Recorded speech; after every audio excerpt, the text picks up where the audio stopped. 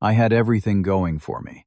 A stable engineering job in Boston, a great apartment, and a friendship with Jake that had lasted 12 years strong. Then his sister Amber started giving me these looks at family gatherings, sending random texts, finding excuses to talk. I never thought much of it until Jake's birthday party last spring. I woke up the next morning with foggy memories and a headache. Little did I know my perfect life was about to implode. Before I continue my nightmare, let me know which state you're watching from, and hit subscribe if you believe truth always prevails in the end. Life at 28 was good.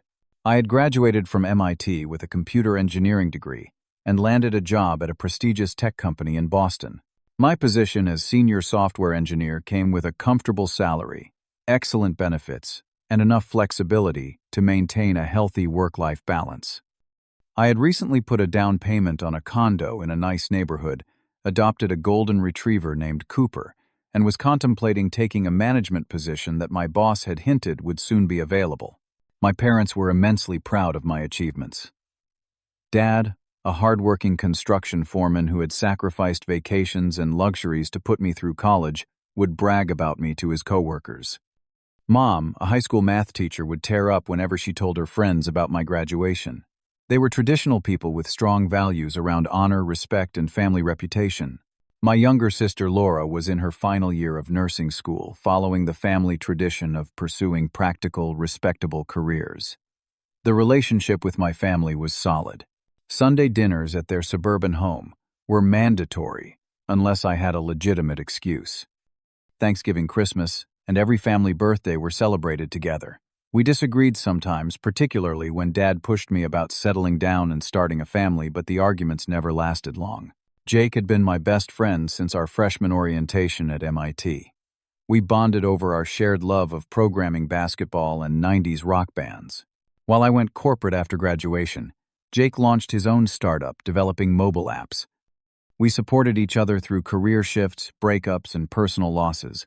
When my grandmother passed away 3 years ago, Jake drove 6 hours to be at the funeral.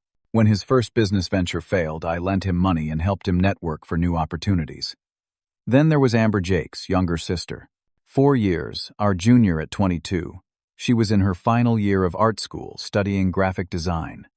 Amber had always been around during my visits to Jake's family home, but in recent months, her behavior toward me had shifted. What started as friendly conversation turned into lingering glances, playful touches on my arm, and frequent text messages, asking for advice about her portfolio or job prospects. I kept things strictly platonic. Jake was like a brother to me, making Amber something like a sister in my mind. Besides, I valued my friendship with Jake too much to risk any complications. Whenever Amber got too friendly, I would politely create distance without making it awkward. The situation came to a head at Jake's 30th birthday party at his downtown loft. His parents had flown in from Chicago and about 30 friends gathered for a night of celebration. The apartment was decorated with streamers and balloons. A professional bartender mixed drinks, and Jake's favorite local band played acoustic versions of classic rock songs. I arrived early to help set up and stayed late to celebrate. The night was filled with toasts, laughter, and reminiscing about college adventures. As the evening progressed, I found myself drinking more than usual. Amber kept bringing me fresh drinks, insisting on special birthday cocktails she had designed herself. By midnight, most guests had left. I was unsteady on my feet, my vision blurry. I remember Jake suggesting I crash on his couch, but Amber intervened, insisting she would drive me home, since she had only had 1 drink hours ago. Jake thanked her, gave me a brotherly hug, and helped me to the elevator. The next morning, I woke up in my own bed, fully clothed except for my shoes, with a splitting headache and gaps in my memory. My keys and wallet were on the nightstand where I usually kept them. I texted Jake to thank him and his sister for getting me home safely. He responded with a thumbs-up emoji, and that was that. I thought nothing more of it, taking some aspirin and spending the day recovering from my hangover. 3 weeks passed uneventfully. Work was busy with a new project launch, and I spent weekends hiking with Cooper and catching up on home maintenance. Then came the phone call that would derail my life. Jake called on a Tuesday evening, his voice tense and unfamiliar. "We need to talk, Van. It's about Amber." My first thought was that she had gotten into some kind of trouble and needed legal or financial help. Is she okay? What happened? She says she's pregnant. His voice cracked. And she says, "You're the father." The words hit me like a physical blow. What? That's impossible. Jake, you know I would never. She told us what happened after my party. How you asked her to come inside your apartment. How one thing led to another.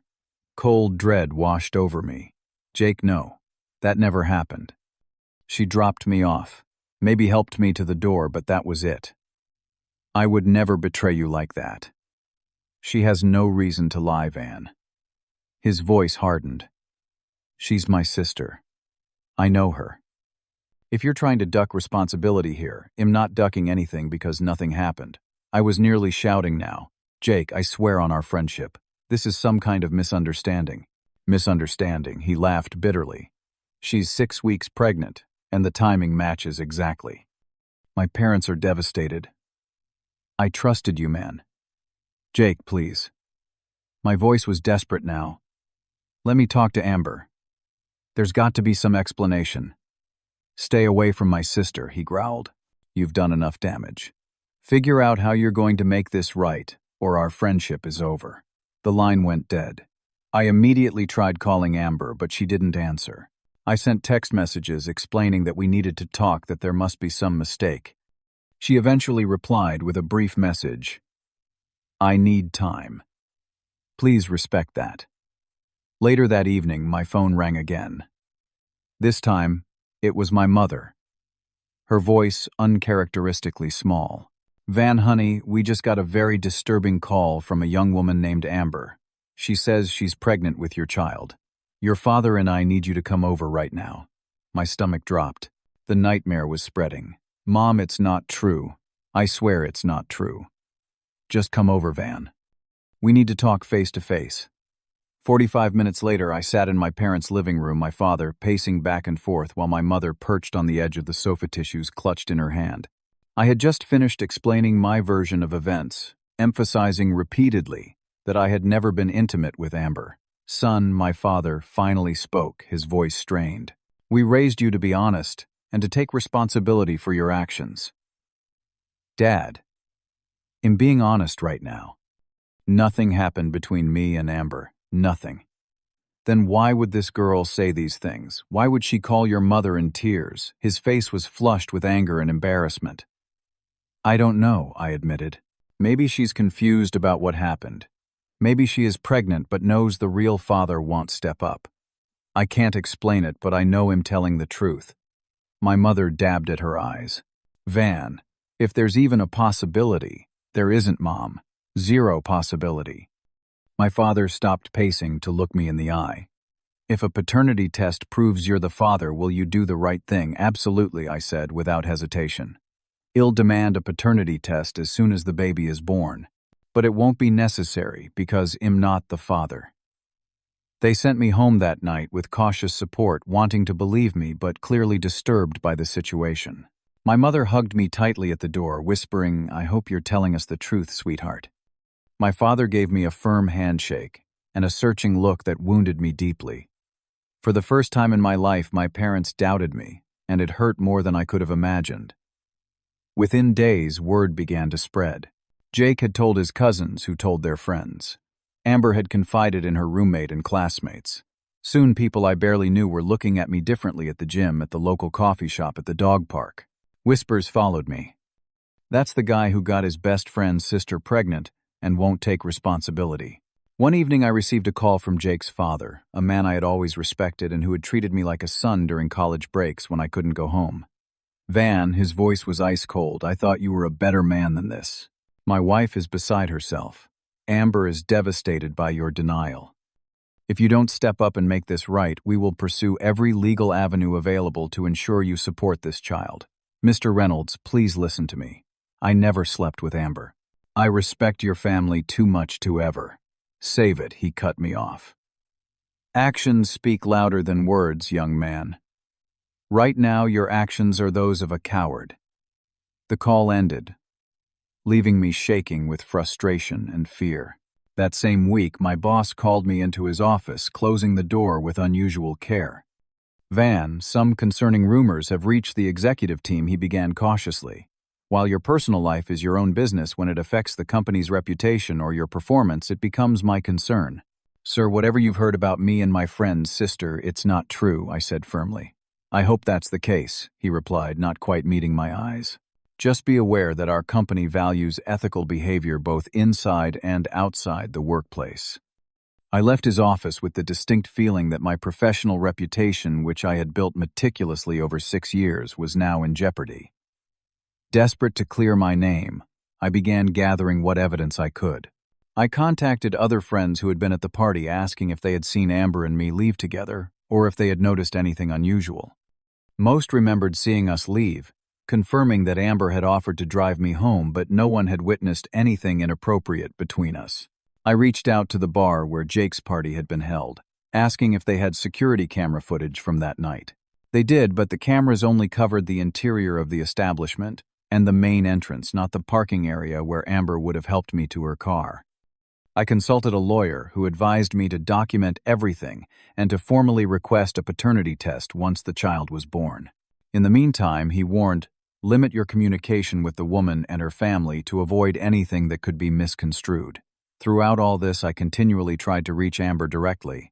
She would occasionally respond to my texts with brief, emotionally charged messages like, "Please stop harassing me," or "I need you to accept responsibility." She refused all requests to meet in person, claiming it was too stressful in her condition. 6 weeks after the initial accusation, my parents requested a family meeting. When I arrived at their home, I found not only my parents, but also Laura, who had driven in from her university 3 hours away. My father got straight to the point. "Van, this situation has gone on long enough. The Reynolds family is threatening legal action. Amber is showing and telling everyone you're the father while you're denying it. This is bringing shame to our family name. Dad, I can't admit to something that never happened. Son," his voice took on a tone I'd never heard, "before your mother and I have discussed this at length. We believe the honorable thing to do is to marry this girl and provide for your child." I stared at him in disbelief. "Marry her? Based on a lie, Dad. There was no child conceived between us because nothing happened between us." "Then how do you explain her pregnancy?" My mother interjected, her voice trembling. "Why would she choose you to pin this on, if there wasn't some truth to it? I don't know, Mom. Maybe she has feelings for me that I don't return. Maybe the real father bailed. I can't explain her motivations, but I know what did and didn't happen." Laura spoke up for the first time. "Mom, Dad, I believe Van. This whole thing sounds suspicious to me. Why won't this girl meet with him face to face? Why won't she agree to a recorded conversation about what supposedly happened?" My father silenced her with a raised hand. "Laura, you don't understand the gravity of this situation. In our community, our church, this kind of scandal is devastating. The only way to make it right is for Van to take responsibility." "But he's not responsible," Laura protested. "Enough." My father slammed his fist on the coffee table, making us all jump. "Van, I'm going to make this very clear. Either you do the right thing and marry this girl, or you are no longer welcome in this family." The room went silent. My mother gasped softly. Laura began to cry. I felt as though I'd been plunged into ice water. "Dad," I said quietly, "you're asking me to live a lie for the rest of my life. To raise a child that isn't mine. To marry a woman who is lying about something fundamental. I can't do that. I won't do that. Then you leave me no choice." My father stood up, his face a mask of cold determination. "Get your things from your old room. Anything you leave behind will be donated." "Robert, please," my mother begged, grabbing his arm. "Don't do this. Hez our son."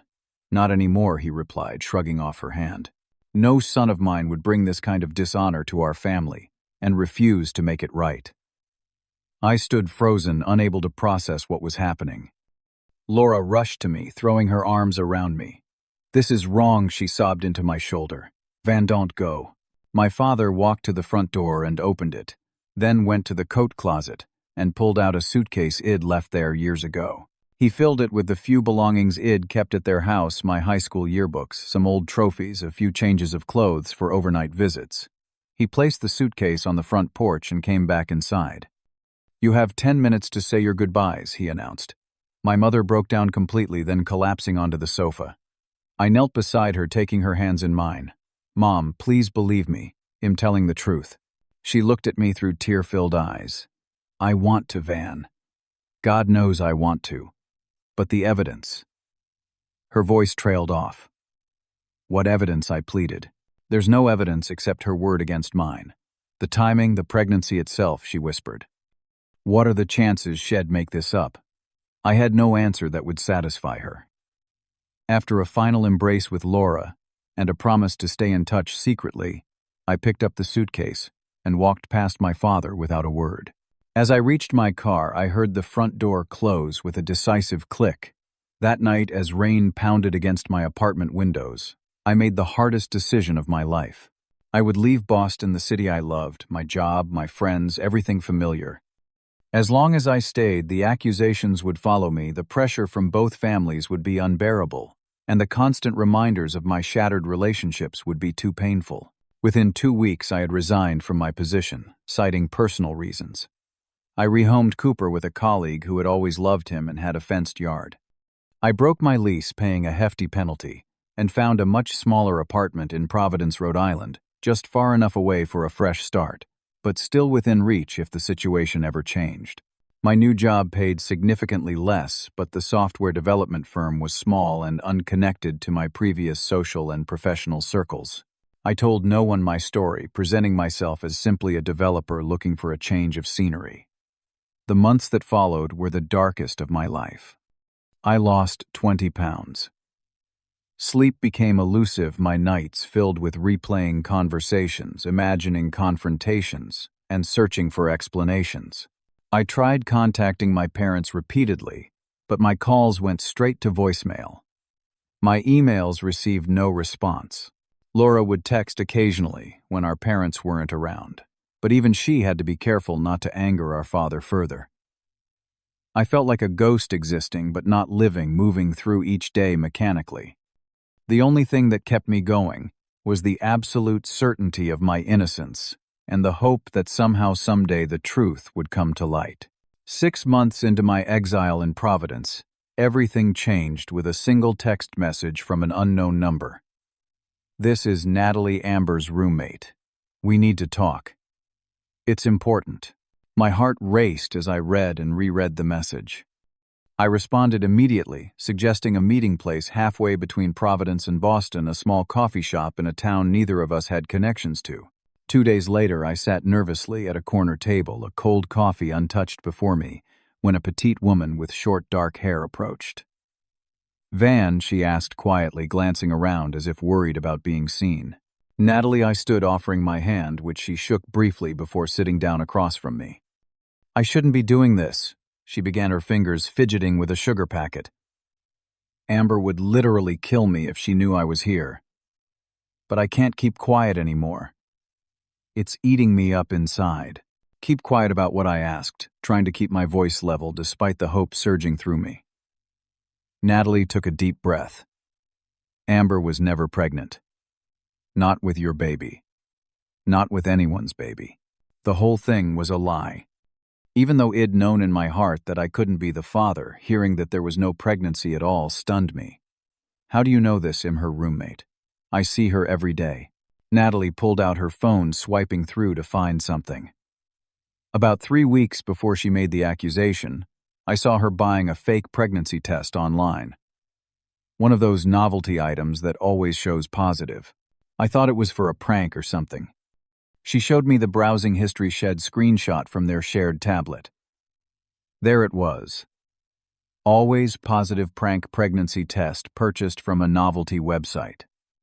Then there was the fake pregnancy belly she ordered. Natalie continued showing me another screenshot.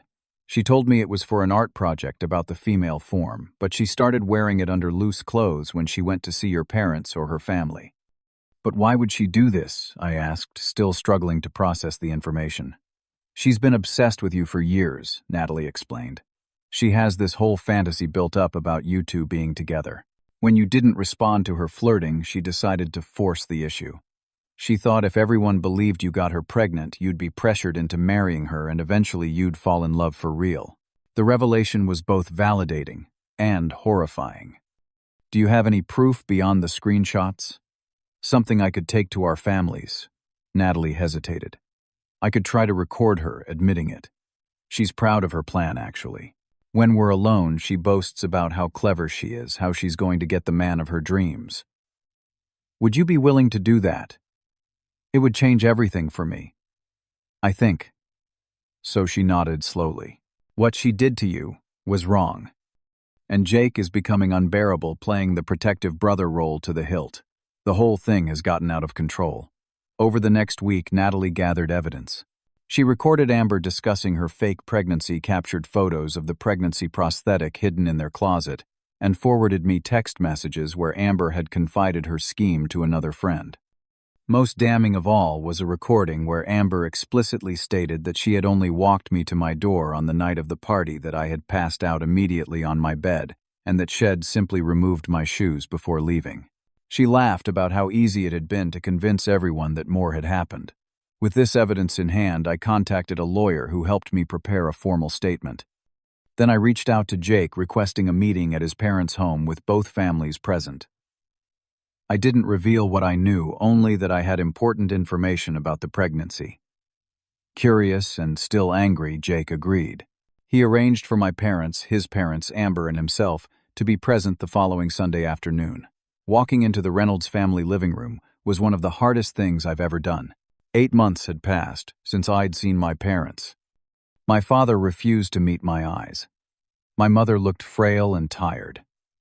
Jake stood protectively near Amber, who sat on the couch with what I now knew was a fake pregnancy belly, making her appear about 7 months along. Thank you all for coming, I began formally, my voice steadier than I felt. I know this situation has been painful for everyone. Today I'm here to present some facts that will change how you understand what's happened. We know the facts, Jake interrupted. You're trying to wiggle out of your responsibilities again. Please just listen, I insisted, pulling out my laptop.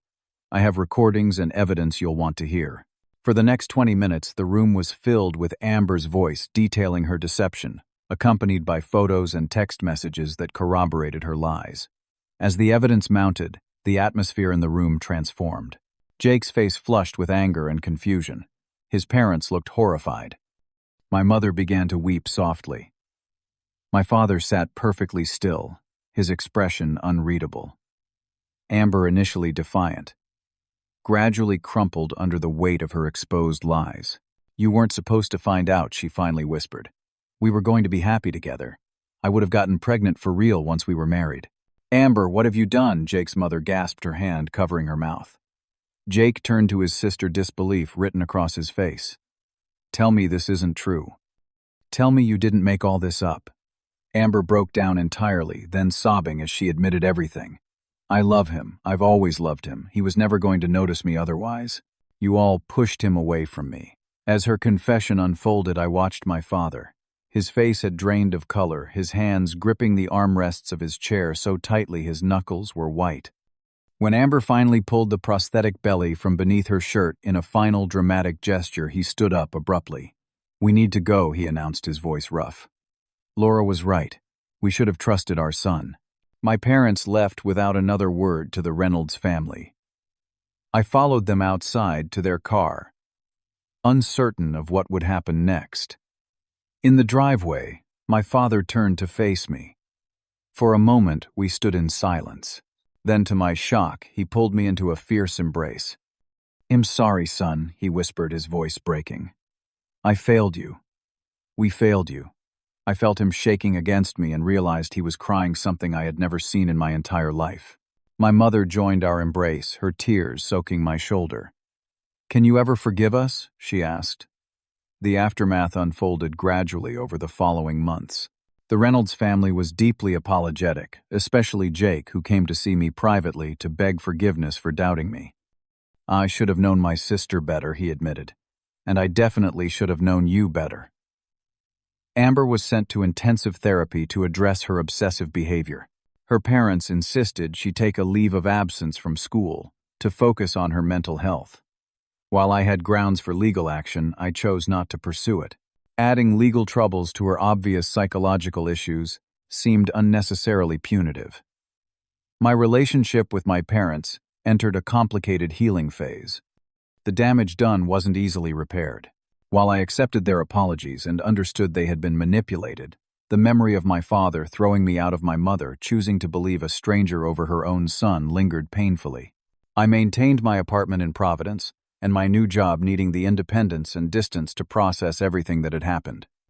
My parents respected this decision, though they repeatedly invited me to move back home temporarily, or at least closer to Boston. Laura became my strongest ally, visiting me often and helping me navigate the fragile reconciliation with our parents. They really do regret what they did, she assured me during one of our dinner conversations. Dad hasn't been the same since that day. He barely sleeps. I know they regret it, I acknowledged. But that doesn't change the fact that when I needed them most, they chose appearances and tradition over trusting me. You're right, Laura agreed. I'm not saying you should just pretend it never happened. Just that maybe eventually there could be a new relationship. Different, but still family. Slowly, cautiously, I began rebuilding connections. Sunday dinners at my parents' house became a monthly occurrence rather than weekly. Jake and I occasionally grabbed lunch when he was in Providence for business. Our friendship fundamentally changed, but not entirely lost. At work, I formed a friendship with Sarah, a fellow programmer who had experienced her own family estrangement years earlier. Her understanding and perspective helped me process my complex emotions without judgment. The hardest lesson she told me during one of our late-night coding sessions is realizing that the people who claim to love you unconditionally often have all sorts of unspoken conditions attached to that love. So what do you do with that knowledge, I asked. You create your own conditions, she replied. You decide what kind of relationship you're willing to accept going forward. You set the boundaries this time. Those words became my guide as I navigated my new reality. I established clear boundaries with my parents about what I would and would not tolerate. I was honest about my lingering hurt and anger. And gradually, we found a new way to be family, not the same as before, but perhaps more authentic. The experience changed me in fundamental ways. I became more cautious about who I trusted, but also more compassionate toward those facing doubt and accusations. I learned that sometimes standing alone with the truth is the hardest and most important thing a person can do. As for Amber, I heard through Jake that she had transferred to a school in California after her therapy, seeking a fresh start away from the damage she'd caused. I wished her healing, though I knew our paths would never cross again by mutual choice. 1 year after the truth came out, I sat on the small balcony of my Providence apartment, watching the sunset with Cooper, who had been able to adopt back from my colleague. Life had found a new rhythm. I had been promoted at work, made new friends, even gone on a few dates, though I remained cautious about new relationships. My phone buzzed with a text from my father. Your mother and I are proud of the man you've become. Not despite this ordeal, but because of how you handled it. You showed more honor than I did. I hope someday you can fully forgive us. I didn't respond immediately. Forgiveness, I had learned, wasn't a single moment, but a process. Some days it came easily. Other days the hurt felt fresh again. But I was working toward it day by day. The truth is, not everyone who says they love you will stand by you when it matters. Family can fail you. Friends can doubt you. But if you know your own truth and have the courage to stand by it, you can survive even when your world collapses. The path forward may look nothing like the path you planned, but it can still lead to somewhere good. Sometimes, you have to lose everything to realize what you truly possess. I lost my family, my reputation, and my faith in people, but I found something more valuable: the strength to stand when the whole world turned against me, and the capacity to forgive when no one deserved forgiveness. Have you ever had to stand alone for the truth when everyone doubted you? How did you find the strength to keep going? Share your story in the comments below. And if this resonated with you, please hit subscribe and like this video. Your support helps me continue sharing these life lessons. Thank you for listening, and remember that your truth is worth fighting for, even when you're standing alone.